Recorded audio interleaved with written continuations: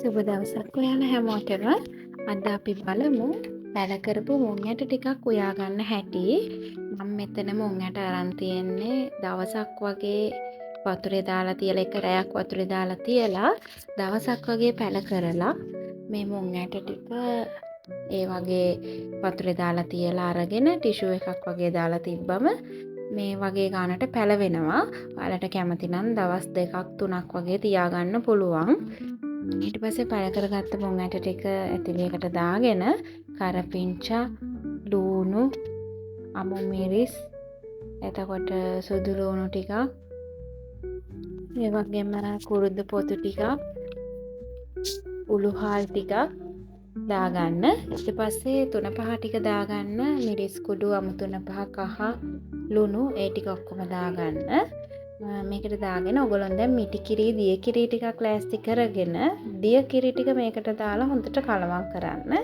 කලවම් කරලා මද ගින්නේ ලිපේ තියාගන්න තමයි ඕනේ. චුට්ටක් වෙලා මද ගින්නේ ලිපේ තියලා තැම්බෙනකොට මම තක්කාලි ගෙඩියක් දාගන්නවා.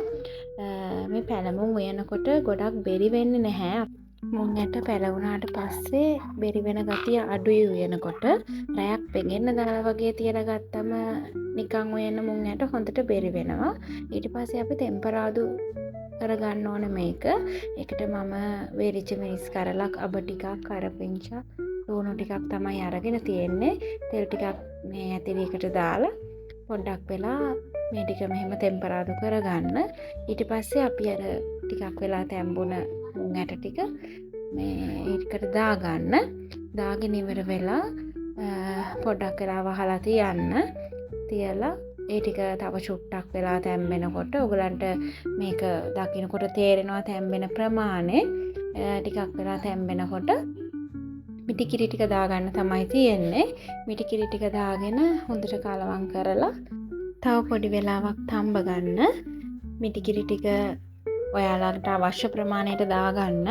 ඔයගලන්ට හොදි ගතිය වැඩිපුර වගේ ඕනේ නම් මිටි කිරි ටිකක් වැඩිපුර දාගන්න. දාලා තව පොඩ්ඩක් වෙලා හොඳට තම්බ ගන්න තමයි තියෙන්නේ.